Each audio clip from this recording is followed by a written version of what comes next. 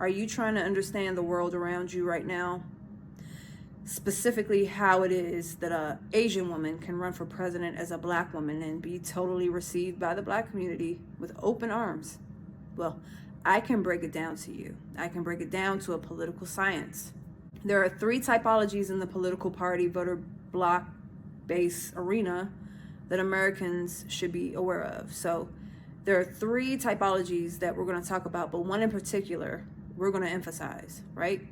Let's start with the mass party. This voter bloc, this party, this voter base strives for ideologically diverse engagement and membership. And then you have something called a Carter party. Now, this party is based around politically active elite.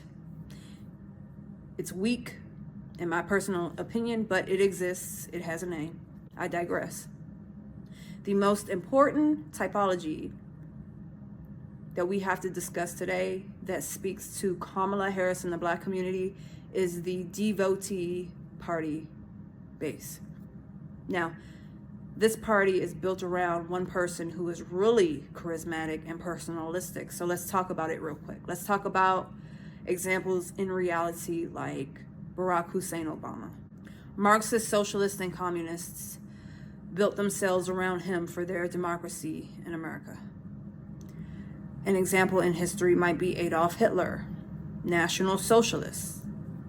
They propelled him to be their leader. They built their ideas around him, right? Another example is AOC. Very pretty, very charismatic. She can work her devotee base, and the people most devoted to her are socialists, right? And so, to be fair, you also have to include Donald Trump. MAGA has built their entire movement around him. So as it applies to Kamala Harris and the African American community, the rules of politics involve classifying the black community as a devotee base. Understand what this does to the descendants of slaves. It makes them almost doted after and pandered to, almost preyed upon. So the descendants of the transatlantic slave trade are seen by the establishment, by Washington, D.C. as intelligent, but highly emotional, which makes them easy to control by pandering. What the establishment does is send this community an agent or two who may or may not look like them to garner trust, or maybe this agent will deploy all the stops where they use the strategy of accent modification, quoting popular songs, mimicking cultural or ethnic behaviors to establish trust. This was obvious out of the Hillary Clinton campaign when she was encouraged to mention the hot sauce she carries around in her bag. The establishment more than likely advised her to appeal to black people because Beyonce was having her lemonade era, her lemonade moment. They wanted Hillary Clinton to capitalize upon that. Hillary Clinton has also tried to establish trust by taking on accent modification tactics. She's been recorded orating as if she were a Southern Baptist churchgoer. I don't feel no ways tired. I come too far from where I started from. Nobody told me that the road would be easy. Now, is she embarrassed? Absolutely not. Should she be embarrassed? Absolutely not. You know why? Hillary understands what the establishment understands. These tactics work, and they work because the black and brown communities have consented. Let's be honest. A road built goes both ways. We can be mad at the establishment, but the bigger question may be, why aren't we mad at the devotee bases for not identifying patterns to predict political manipulation? It's the black community that has built the statistics that pandering works. They made themselves the devotee class. So the black community has built the statistic of embracing a leader with so much heart, so wholeheartedly, that in the case of Kamala Harris, they've projected their identity onto her to claim her as their own. It's a phenomenon. The establishment has studied the black community, Washington, D.C. is not abandoning or adjusting their playbook now. Kamala has been welcomed. She's been claimed.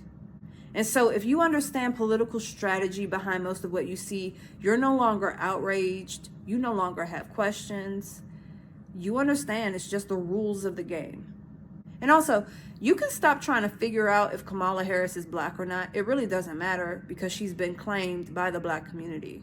And if you keep beating that drum unnecessarily, it's you who looks racist. It's you who looks like a weirdo. That's what happens, folks. We're living through an inversion. You know that she's a panderer, but it's you who looks crazy. The facts are one of the most emotionally manipulated voter bases has claimed Kamala. The establishment has ran a coup to install her as a presidential nominee. We all saw what the DNC has done. So it's about time you just start focusing on what matters. Start questioning that if the machine is capable of doing what they did weeks ago by installing her as presidential nominee. Nobody voted for her. The Democrat base, by and large, was absolutely robbed, but they've consented to the shenanigans, so they get what they get.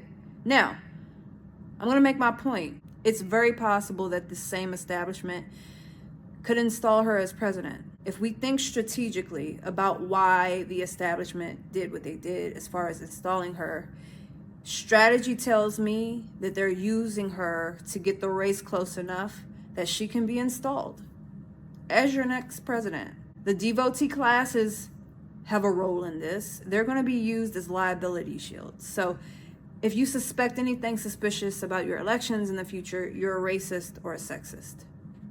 That's how this entire cookie is going to crumble. Hopefully now you understand why pandering works in politics.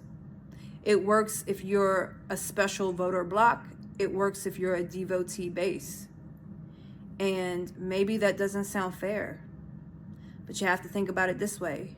You make yourself a devotee base.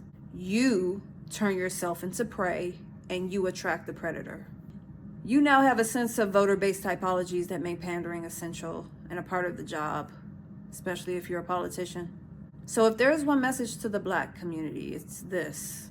The world is watching.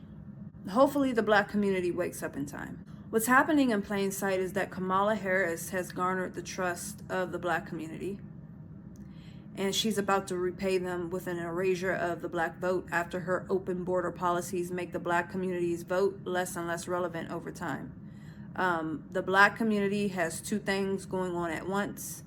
They have a very low birth rate, and if they vote for her, this might be the last time the black vote even matters in politics. They're about to get drowned beneath a census that they consented to. None of this seems fair until you really think about the fact that maybe it does.